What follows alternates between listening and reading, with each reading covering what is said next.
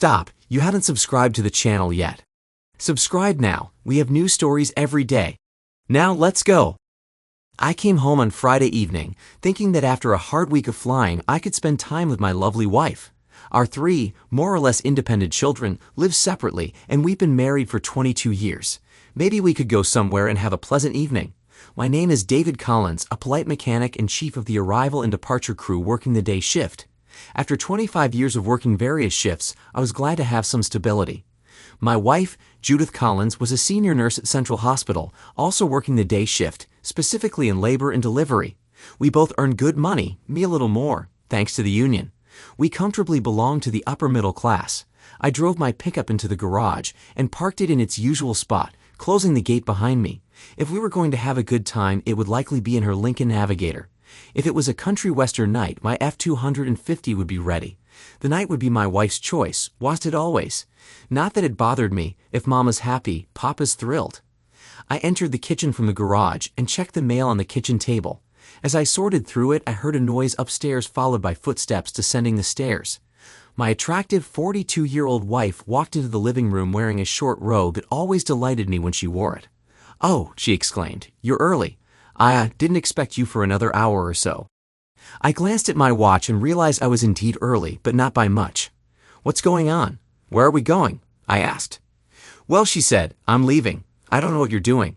My weekend plans just went down the drain." "What do you mean you're leaving? Where and with whom?" Her gaze shifted to the small bag at the end of the sofa. "I have a date with William Stratmore. It's for the weekend. I'll be home Sunday evening, and we can talk about it then." What the hell did she just say? I was stunned. Before I could fully process it, she added, "I need to finish packing." She turned and ran upstairs, slamming the door behind her. There's no way in hell you're doing that, I thought. My first instinct was to call for backup. I took out my cell phone and dialed my daughter's number. I wasn't going to be the bad guy here, not for what my wife just said. "Hi, Daddy. What's up?" she answered cheerfully. "I need you to come here immediately. Your mother hurt her head, and we need to help her," I lied, my voice steady. "Wait, what? Dad?" I hung up before she could question further. I sent similar messages to my two sons, adding, "Call your brother and tell him to get here fast." I didn't stick around for their protests either. Next, I called Judith's parents and told them the same thing. From the other end of the line came confusion and shouts, but I hung up before they could ask too many questions. Judith's bag was sitting there, practically taunting me. I opened it and dumped its contents on the coffee table. Among the usual items, credit cards, keys, and toiletries, was a 12-pack of protection. A vasectomy ensured I had no use for them. There was also an email confirmation for a hotel reservation, rooms 703 to 710, like hell, I thought. I confiscated her credit cards and car keys, then pocketed the email as evidence. Opening her phone, I bypassed its security easily. Her code was our anniversary date. From her work's emergency contact list, I found Dr. Stratmore's home number. I dialed it. After 2 rings, a woman answered. "Oh dear, I was expecting your call, though I don't recognize this number. Is everything all right?" "Is this Mrs. Stratmore?" I asked. "Yes. Who is this?" "This is David Collins. My wife is the head nurse at the hospital where your husband works. I don't know if you remember me." "Yes, Dave, I remember. My husband and I were talking about you and your wife a couple of days ago. I was expecting a call from William when you called. What can I do for you?" "So your husband isn't home?" I asked. "No, he's in Boston at a surgical conference. Is everything all right?" "Listen, Mrs. Stratmore, I don't know how to say this, but I don't think he's in Boston. I just had a fight with my wife. She told me she's going to spend the weekend with him at a hotel until Sunday evening." "What? What are you talking about?" Her voice sharpened. "I think we're both being lied to. I have an email confirmation for the rental of 7 adjoining hotel rooms for this weekend." There was a pause. "I've saved your number, Mr. Collins. Let me get back to you." I had enough of this crap. I returned to Judith's emergency contact list and found Karen Adams, the hospital's health department head, and a friend of Judith's. Karen's husband, Jerry, was a detective sergeant. I dialed her number. She answered almost immediately. "Hello, who is this?" "Corinne, this is David Collins, Judith's husband." A muffled "oh damn" came through the line. "Yes, Dave, what can I do for you?" "I think there are some inappropriate things happening between Dr. Stratmore and my wife, and I want this investigated and stopped." "Sorry, Dave, I can't talk right now. I have to go." She hung up abruptly. Wow, that was strange. Almost immediately, Judith's phone rang. On the 3rd ring, feeling my stomach churn, I answered. Before I could say anything, the caller blurted out, "Judith, he knows. He knows everything." "What did you tell him?" I cut in. "Not everything, Corinne, but I'm gradually finding out." The sharp gasp on the other end told me enough. Goodbye. I hung up and dialed her home phone number. 4 rings later, a man answered. "Listen, I don't want to update my cable service," he grumbled. "Jerry, it sounds like you've had a bad day. This is Dave Collins, Judith's husband." "Oh, Dave, what's up?" "Is Karen home?" "No, I'm babysitting the kids this weekend. Karen's on a team-building retreat in Philadelphia." "Why do you ask?" Taking a deep breath, I told him everything I had learned. Silence followed. "Are you thinking what I'm thinking?" I asked. "I don't know what I'm thinking," Jerry admitted, "but I know one thing. Judith isn't leaving your house tonight, not if I can help it." "Don't do anything stupid," I warned. "I won't," he replied, "but I'll get back to you if I find anything." Just then, Judith came down the stairs, dressed in a red silk sheath dress that looked expensive and barely decent. The neckline plunged almost to her waist, and the slit up the side went halfway up her thigh. She saw her bag dumped on the table and froze. "What the hell? I need to go, and you've thrown out all my things," she exclaimed, rushing over to gather her belongings. "Oh no, you're not going anywhere," I said, my voice hard. "Now shut up and sit down." She flinched, glaring at me. "I don't belong to you. I can do whatever I want." "Really?" I shot back. "Well, so can I. How do you like this?" I grabbed the deep neckline of her dress and tore it downward. Suddenly, she was standing there almost naked, wearing an open-cup bra, a French lace garter belt, and smoky gray stockings. She screamed and wailed, "My dress." "No crap, it's not your dress. I bought it for our 25th wedding anniversary, along with most of the lingerie you're wearing. If you're going anywhere tonight, it won't be in this dress." At that moment, my phone rang. I answered. "David Collins, this is Mary Stratmore. I'm sorry to say, but you were right. I called the police and reported the car as stolen. I bought the car for him, and it's registered in my name. They stopped him about 5 minutes ago. He claimed he was my husband and had the right to drive the car." I heard a tense chuckle on the other end of the line. They called me and told me he said he was my husband. I heard him in the background loudly telling the cops it was impossible. "My husband is in Boston." The bastard finally gasped and said he needed a lawyer. "I have to go sort this mess out. He's been arrested, and the car is impounded." "Thank you, Mrs. Stratmore. Good luck," I replied, hanging up. Judith's face went pale as she realized who had been on the phone. "What did you do, David? Damn you," she screamed, her voice full of panic. Just then, my kids burst into the room. "Dad, what's going on?" "Mom, are you okay?" my eldest, Dave Jr., asked.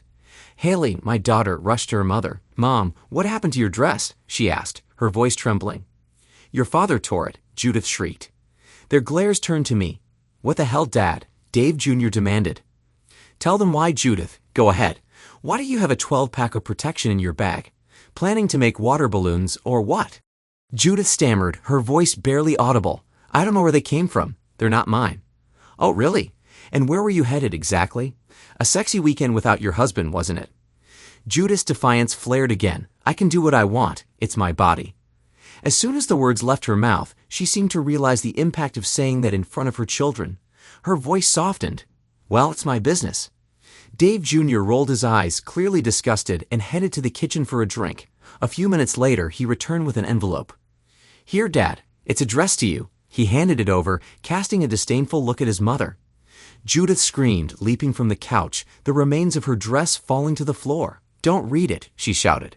Haley rushed to cover her mother, who was now almost completely exposed. "Shut up, Judith, and sit back down," I commanded. I opened the envelope and read the letter aloud. "My dear husband, my sister is taking care of Mom and needs some help. I'm going to be with them this weekend and will be home on Monday evening. Hugs and kisses, Judith."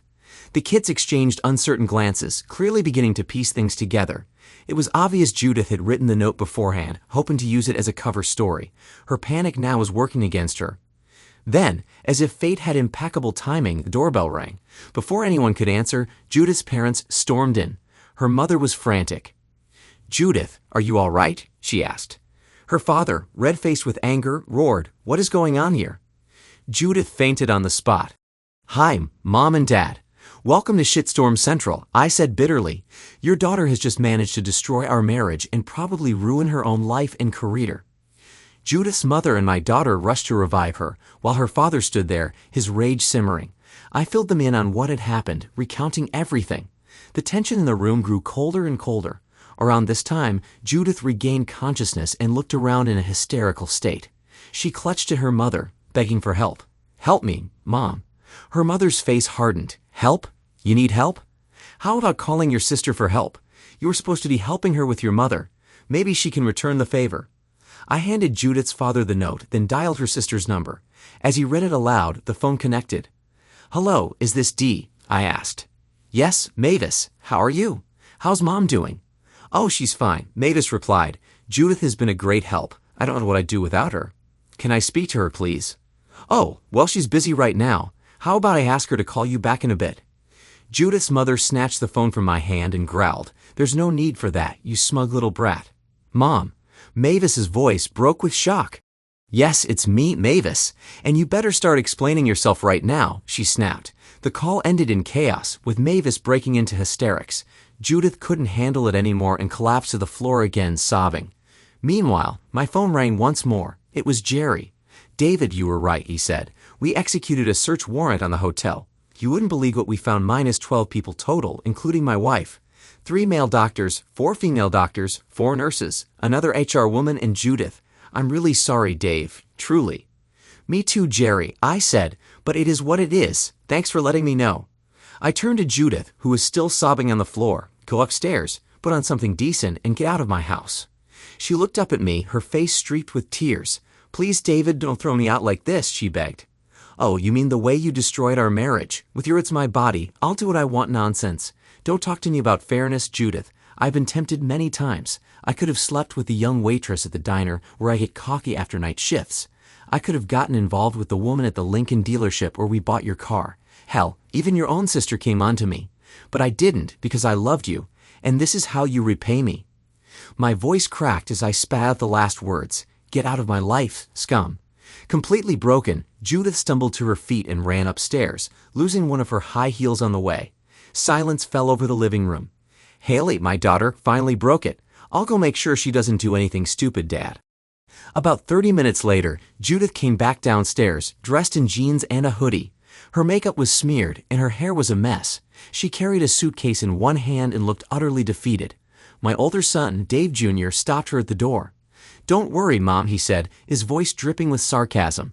"Adrian and I will make sure our wedding plans don't interfere with your next sex party. Not that you're invited. Maybe Dad can bring his new girlfriend." Judith froze in the doorway, her face a mix of shock and pain. Adrian, Dave Jr.'s serious girlfriend, had been quietly supportive of our family for years, but we hadn't known just how serious their relationship was. Now we did. Judith's mother walked her out the door, trying to console her, while her father stayed behind. He turned to me, his expression heavy with sorrow. "Is there any way to fix this?" he asked. "She clearly needs help, and it seems nothing physical happened, right?" I shook my head, unable to hide the bitterness in my voice. "She can discuss that with my lawyer, and maybe you should remind her of the love she claimed to have for me." Funny way of showing it. Her father sighed, his shoulders slumping in defeat. He left with Judith's mother, leaving me alone with my children. The fallout was immense. In the following weeks, the hospital tried desperately to contain the scandal, but the truth leaked. It turned out the good doctor, Dr. Stratmore, had used a company credit card to pay for the hotel rooms, as well as the food and drinks for the weekend party. 8 of the participants, including Judith, were listed as being on duty or attending a fake official seminar. When this came to light, several careers and marriages collapsed. I filed for divorce. I loved Judith more than anything, but her betrayal cut too deeply. The process dragged on, and I took an extended leave from work to cope. The kids stayed with me, offering their unwavering support. It was clear to them, as it was to me, that I was trying to salvage something, even though it hurt like hell. Judith lost her job, along with everyone else involved in the scandal. Dr. Stratmore was fired, sued, and publicly disgraced. Karen lost her job too, as did her assistant. It was a mess. The hospital eventually settled with me and my family out of court, awarding us a 6-figure sum in a sealed agreement. Other plaintiffs received 7-figure settlements. My sister-in-law, Mavis, who had been tangentially involved, became persona non grata within our family. I don't even know if Judith's parents still speak to her. Through it all, I kept asking myself, was I blind? Did I take my marriage for granted? I didn't think so, but maybe I did. Over a year later, Judith and I found our way back to each other. Counseling, therapy, and time helped us rebuild. I watched her closely, bombarding her with questions and making sure everything was okay between us. At first, it drove her crazy, but gradually, she came to understand the depth of my pain and my love. We remarried in a quiet ceremony. The kids were hesitant at first, but they came around. Judith's parents were relieved, though I could tell they still harbored guilt over their daughter's actions. Life wasn't perfect, but it was better. Judith sometimes cried during intimate moments, apologizing for everything she had done, and I believed her sincerity. I still loved her deeply, and our relationship was stronger than it had ever been. About 8 months after everything had settled, I ran into Dr. Stratmore outside a gym. He smirked, clearly unrepentant. Something inside me snapped. I beat the living crap out of him, breaking 3 of his fingers and ruining his smug face. A cop friend who was with me at the time stepped in before things got worse. Life goes on, I told myself as I walked away. Don't mess with my wife, and I'll remain the meek, mild-mannered guy everyone knows.